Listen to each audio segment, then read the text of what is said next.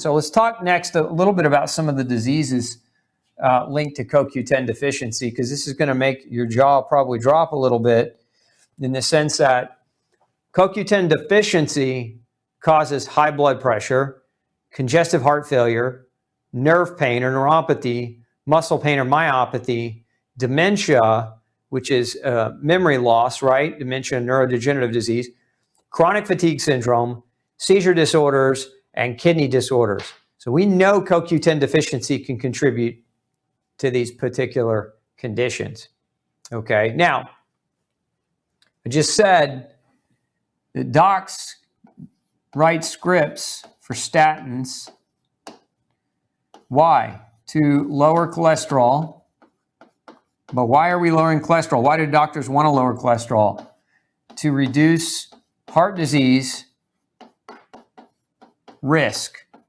Because remember that lowering cholesterol doesn't stop heart disease. Supposedly it lowers heart disease risk. Okay, so your risk of having a heart attack or stroke or something along those lines. But we said that statins lower cholesterol, and we also said that by lowering cholesterol, we reduce your ability to make testosterone. Women, we reduce your ability to make estrogen. We also reduce your ability to produce cortisol, which helps us to normally navigate inflammation and blood sugar. So by taking a drug that inhibits the production of these three critical hormones, are we really reducing the risk for heart disease? Now, throw into this equation that we're now also reducing, when we reduce that cholesterol through statins, we also reduce CoQ10. This is very important that you understand this part. We reduce CoQ10 by taking a drug that lowers cholesterol to reduce your risk of heart disease, but I just showed you that CoQ10 deficiency causes high blood pressure, which is what? It's a form of heart disease, congestive heart failure, form of heart disease.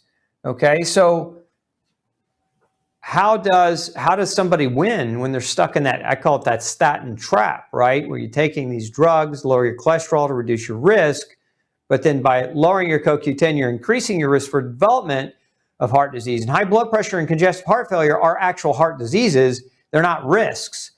So you're treating not a disease. Remember that cholesterol elevation is not a disease. It's a risk factor, whereas these are actual diseases, high blood pressure and congestive heart failure. So you're trading a risk factor out for two actual forms of heart disease. To me, that seems like a losing proposition. Then we couple that with the potential for muscle pain. And what does muscle pain generally tend to create? It tends to create a reduction in activity.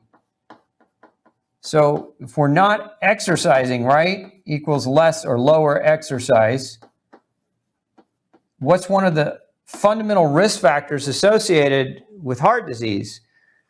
It's this. So it's not even the fact that blocking CoQ10 creates high blood pressure and congestive heart failure, but it also creates pain syndromes, nerve and muscle pain, which reduce activity, subsequently reducing exercise, subsequently increasing the risk for the development of heart disease. So again, how are we winning if this is the approach? The bigger, better, smarter question that you should all be asking is, how much is enough? Why are we after cholesterol?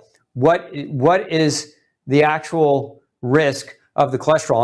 And I've talked about this in much more detail. We don't have time to get it tonight, but if you want to watch more, go back and check out my video on high cholesterol and the cholesterol myth, because I think if you watch that, it'll make a lot of this make better sense for you, and it'll help you go to your doctor and ask more intelligent questions and have a more intelligent conversation about it.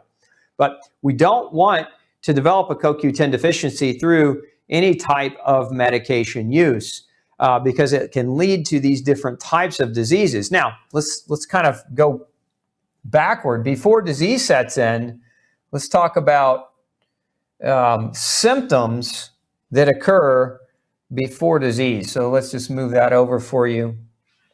So if we're looking just at kind of the symptoms, these are kind of, think of these as early onset. These symptoms are early onset.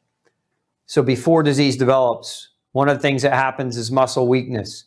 So I hear this all the time. People that come to see me, they're on statins. They say, you know, the first few weeks I was on it, my muscles got really, really weak. I couldn't go to the gym. I couldn't exercise as well. And so muscle weakness is a very common early onset symptom associated with, you know, with CoQ10 deficiency. Muscle soreness as well. So maybe you're going to the gym, maybe you're getting much more sore than you can recall in your life, or maybe you're actually in pretty good shape and you've just noticed that your workouts are taking more out on you. That's I kind of think of it again as an early warning symptom potentially for CoQ10 deficiency. Then we have swollen ankles. I said earlier that the disease linked to CoQ10 deficiency of heart disease is high blood pressure and congestive heart failure. Well, some of the early warning symptoms associated with high blood pressure and congestive heart failure are swollen ankles. So if there's no reason why your ankles are swelling, but you just find that on you know, in your day-to-day, you find that they are swelling, then you want to definitely consider the potential possibility that you might have a CoQ10 deficiency. It's a very common side effect. And then just generalized fatigue. If you're finding yourself becoming more and more fatigued, more and more tired, CoQ10 deficiency is definitely linked to fatigue as a result of what we were talking about earlier. Remember, I said that one of its functions is to help your body generate energy as a result of your breaking down your carbs, fats, and proteins. And then another very early symptom is just brain fog, lack of ability to recall words. You know, where you know the word that you want to say, but you can't quite bring it to your tongue. Like, this is a very, very common manifestation of CoQ10 deficiency. So if you have any of these symptoms, right, again, muscle weakness, muscle soreness, swollen ankles, fatigue, brain fog, think of these as early symptoms that might develop as a result before, right, okay, before the disease symptoms. The diseases like high blood pressure, congestive heart failure, nerve muscle damage, kidney disease, etc. So again, early onset versus late progression. Then next we have, I want to show you this one because this is actually, this was a great article published a couple of years ago on supplementation. So the authors of this paper were exploring the different potential benefits of supplementation. So you can see this journal article is called CoQ10, a super vitamin review on application and biosynthesis. Now from the journal 3 Biotech, so pretty prestigious journal. But anyway, on the supplemental effects that CoQ10 might potentially have. So if this is CoQ10 again in the middle, you know, each one of these intersecting circles represents a potential area for supplementation benefit with CoQ10. So by supplementing, do you support these particular arenas? And let's talk about this for a minute. So you see, one is in supporting optimal cardiovascular health and function. Again, as I said earlier, CoQ10 deficiency, we know can cause heart disease. We know it causes high blood pressure. We know it can cause congestive heart failure. So does that mean that everybody that supplements with high doses of CoQ10 that there are high congestive heart failure, their blood pressure issues are going to go away? No, not necessarily. Remember, this is a relationship, and in some cases it's causal, but in some cases it's associated. But many people and many cardiologists, very famous cardiologists, Dr. Sinatra, the cardiologist who wrote the book, The Cholesterol Myths, is a great book. You should check it out. Talks about how he puts all of his patients on CoQ10. Dr. Jack Wolfson, paleocardiologist, talks about CoQ10 in depth and in detail as it relates to the heart. Dr. William Davis of Wheat Belly, author of Wheat Belly, talks about CoQ10 in depth as a very heart-centric or important nutrient for heart function.